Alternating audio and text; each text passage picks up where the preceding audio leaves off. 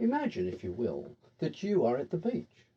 You can hear the wind blowing, the surf advancing and retreating, and the calling of the gulls. You can smell the salt in the air, and you can feel the sand between the toes of your bare feet. You sit down at a park bench, clutching your package of hot chips. You unwrap your package and you find yourself instantly surrounded by seagulls. While you attempted to throw them some chips, you know that this is not good food for seagulls. Because, of course, seagulls' natural food is fish from the sea. The sea that you can see and smell and hear just over there. Even if you were to feed the seagulls now, who will feed them tomorrow? How will they survive a cold winter with no one coming here to give them chips? You guard your heart to their insistent cries and you pick up a chip to eat.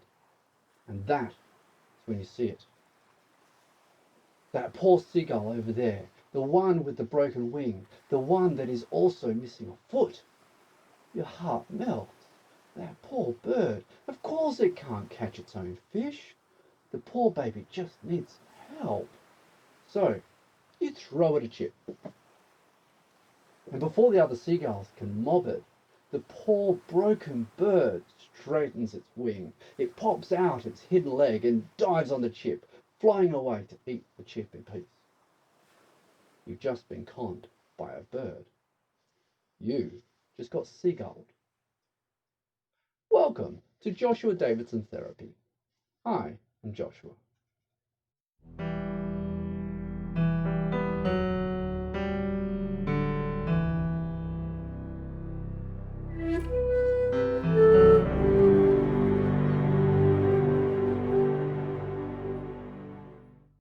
We know that there is a limit to how much we can give another for two important reasons. One, people do have to stand on their own 2 feet. And two, there is only so much that we have to give away before we harm ourselves. So we guard our heart against those whom we could just assist, but who don't actually need it. Helping another person is a noble thing and needs to be done in a careful and balanced way. Firstly, do you actually have some spare resource to give someone? Where a resource could be time, effort, money, or a thing. Secondly, are you supporting them to improve, enabling them in damaging behaviours, or undermining their ability to grow? Helping someone who doesn't actually need it leads to undermining them, such that they now rely on you for that thing. This can be a trap for the over-generous person. Enabling a person to continue doing behaviours that are destructive doesn't actually help them to grow. It helps them refuse to do so. Sometimes the most loving thing we can do is sympathise and let them fall, so that they can learn to pick themselves up again. When we do help someone, we need to be on the lookout for improvement. If the person is improving because of our help, then we are supporting growth. There may be a bit of time while the person we are supporting catches their breath, gathers their strength, and then goes back in and fights and grows.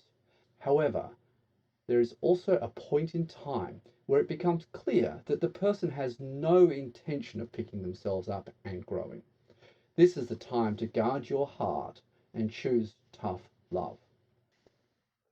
When someone wants to abuse your support, compassion, and generosity, they will fake a need to con you into enabling them.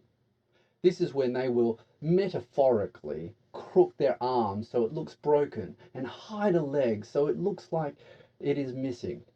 They will call pitifully about how awful their life is and how no one helps them. They will claim that you are selfish or callous or have never been there for them. They will be the broken seagull that you will find yourself wanting to help. But it is a trap.